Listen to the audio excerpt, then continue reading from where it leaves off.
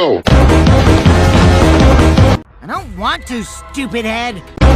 Hey, what's wrong? Hey. Oh my god. Mew actually said something smart. Nuh-uh. No way, Jose. You got some balls lying to me. Ooh, you so clumsy, girl. God, why are you so dumb?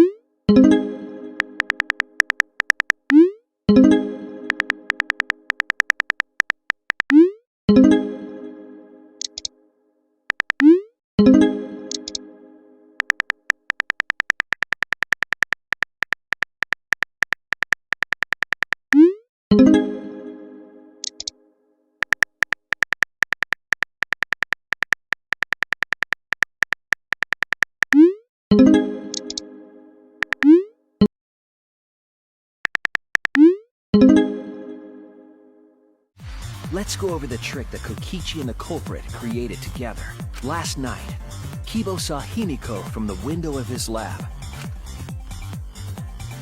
She was carrying a black case and heading to the Exisal hangar. When she reached the hangar, she handed the case to someone through the bathroom window. That someone is the culprit of this case. Locked in the bathroom, the culprit had asked Himiko to bring them a certain weapon. A disassembled crossbow from Maki's lab. The culprit was going to use the crossbow to challenge Kokichi to a fight.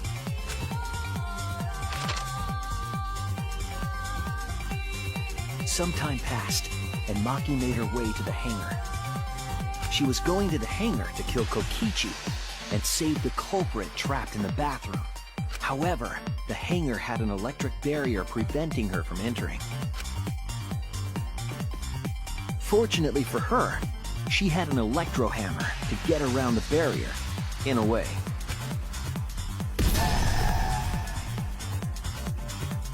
She used her electro hammer to disable an exisal and climbed inside. She knew exisals could bypass the barrier, so she got inside one. Around that time, the culprit and Kokichi began their confrontation. While Kokichi was checking up on them, the culprit ambushed him with a crossbow. But the culprit didn't intend to kill Kokichi. They just wanted to disable him.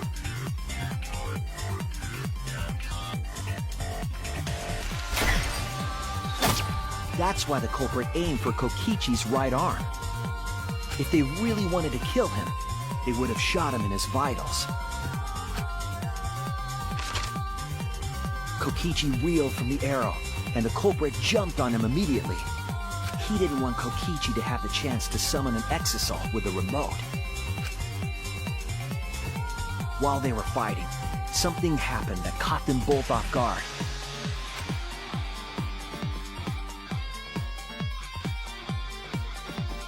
The shutter of the hangar opened, and an exisal stepped inside. Kokichi was definitely not expecting an exisal to interrupt them. He pulled out his remote in an attempt to control the exisal. But Maki leaped out of the cockpit and shot Kokichi with her crossbow.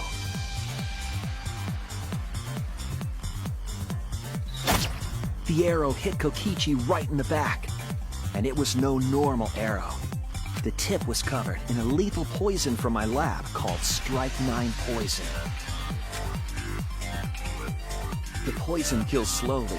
It seems as if Maki wanted Kokichi to confess before he died. But even with poison in his veins, Kokichi continued to spin his lies. When she had had enough, Maki tried to finish him off with another poisoned arrow.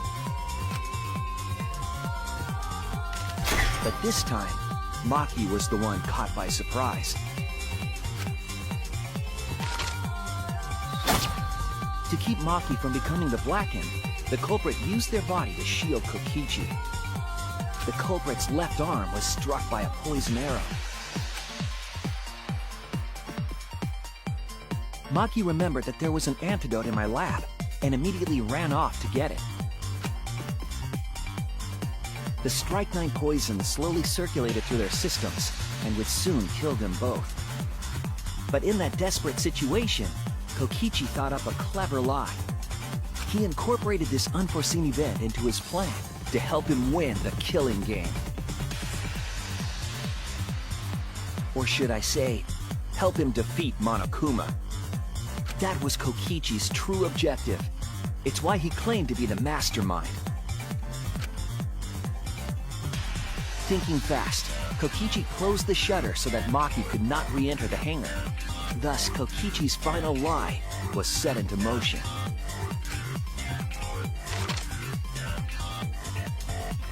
When Maki returned with the antidote, she couldn't get back inside the hangar. So she went around to the hangar bathroom and passed the antidote through the window.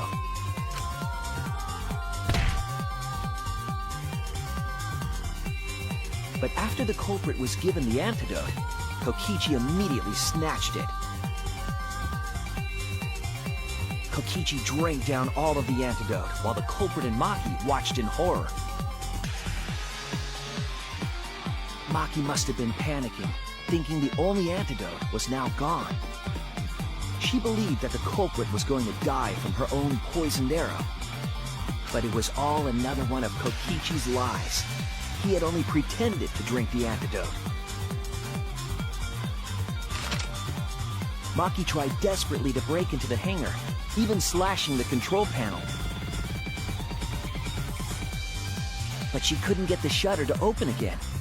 Defeated, she had no choice but to leave. After Maki had left, Kokichi took out another weapon.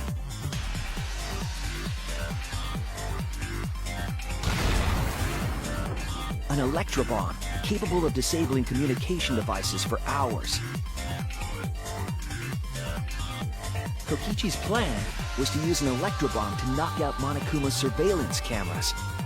That was why he commissioned Miu to make the bombs in the first place.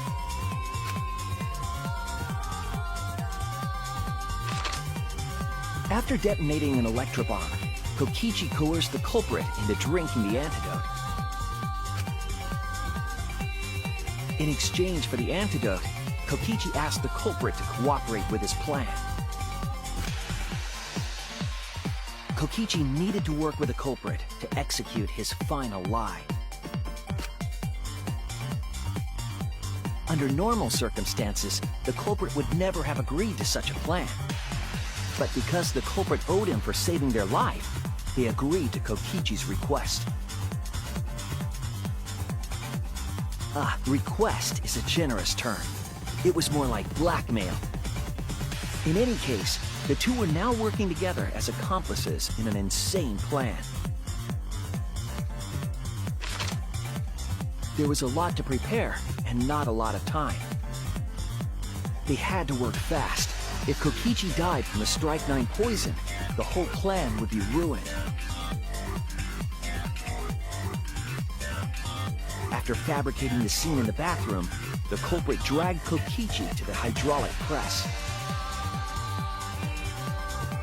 This is how the swipe pattern bloodstain from the bathroom to the press was created. Kokichi, with the support of the culprit, stood in front of the press's control panel. The two of them were finally ready to execute the insane lie. While Kokichi was setting up the video camera near the hydraulic press's control panel, the culprit laid face up inside the press, draping their coat over their shoulders. Then, Kokichi activated the press and the camera's record button at the same time.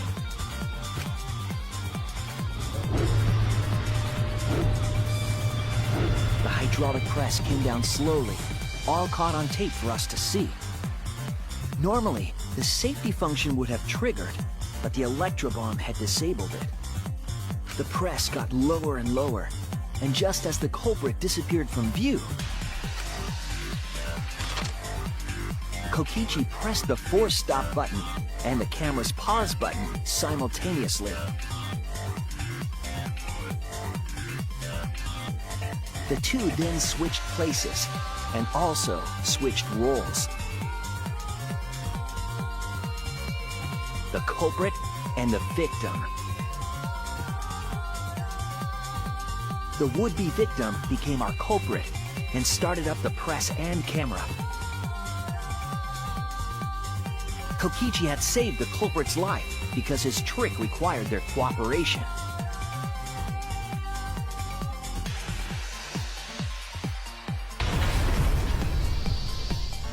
He wanted to win the killing game, even if it meant dying himself. And so, Kokichi was crushed by the press, and the whole thing was caught on video. The culprit's left sleeve was dangling from the press, making us think he was the victim. Now alone, the culprit collected the video camera and tore the hydraulic press's power cord so that it could never be raised again. This would make it impossible for us to determine the identity of the crushed body. But there was another reason the victim was killed in this way.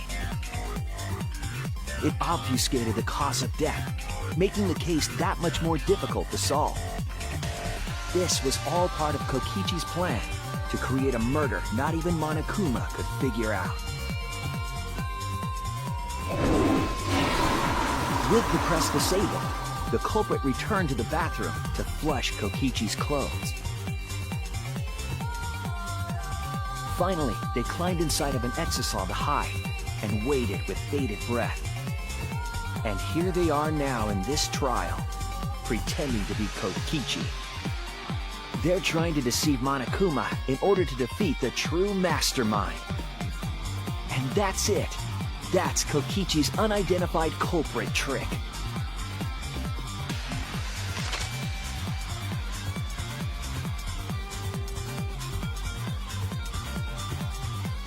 The culprit is in that exisal.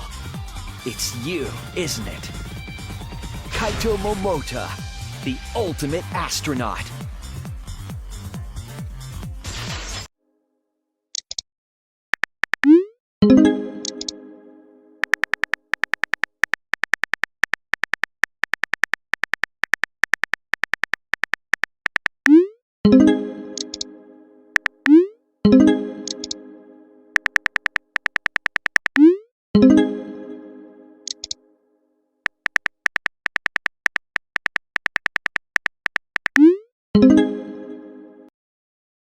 Hey, hey, hey, hey! Shit! Kokichi, stop right there! I don't want to, stupid head! Kokichi! She's all tuckered out after crying. Kokichi, wait! Now you'll Kokichi, never, stop ever right forget. there!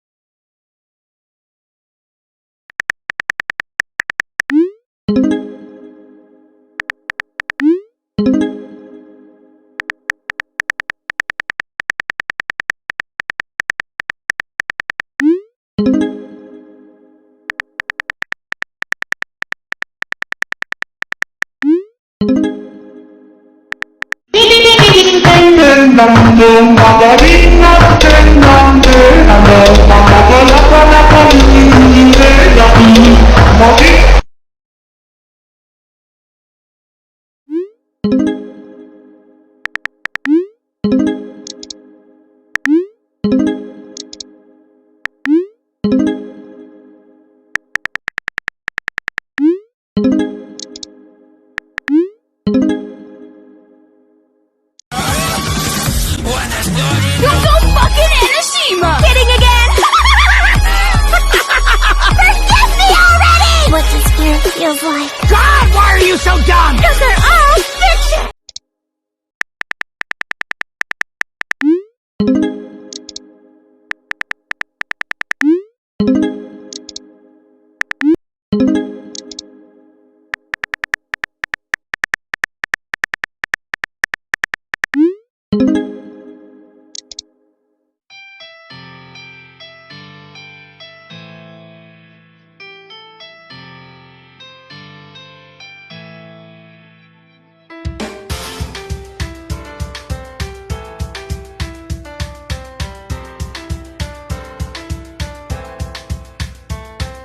死にたいなんて言うなよ。諦めないで生きろよ。そんな歌が正しいなんて馬鹿げてるよな。実際自分は死んでもよくて、周りが死んだら悲しくて、それが嫌だからっていう英語なんです。他人が生きてもどうでもよくて、誰かを嫌うこともファッションで、それでも平和に生きようなんて素敵なことでしょう。画面の先では誰かが死んで、それを嘆いて誰かが歌って、それに感化された少年がナイフを持って走った。僕らは命に嫌われている。価値観も愛語も押し付けて、いつも誰かを殺したい歌を簡単に電波で流した。僕らは命に嫌われている。軽々しく死にたいだとか、軽々しく命を見てる。僕らは命に嫌われている。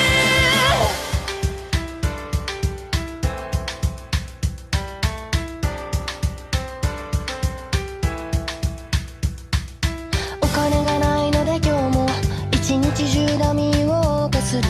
生きる意味なんて見出せず、無駄を自覚して息をする。寂しいなんて言葉でこの傷が表せていいものか。そんな意地ばかり抱え、今日も一人ベッドに眠る。少年だった僕たちはいつか青年に変わってゆく。年老いていつか枯葉のように誰にも知られず朽ちてゆく。不死身の体を手に入れて一生死なずに生きていく。そんな SF を妄想してる。自分が死んでもどうでもよくて、それでも周りに生きてほしくて、矛盾を抱えて生きてくなんて怒られてしまう。正しいものは正しくいなさい。死にたくないなら生きていなさい。悲しくなるならそれでもいいならずっと一人で笑いよ。僕らは命に嫌われている。幸福の意味すら分からず、生まれた環境ばかりに組んで、簡単に過去ばかり呪う。僕らは命に嫌われている。さよならばかりが好きすぎて、本当の別れなの知らない。僕らは命に嫌われている。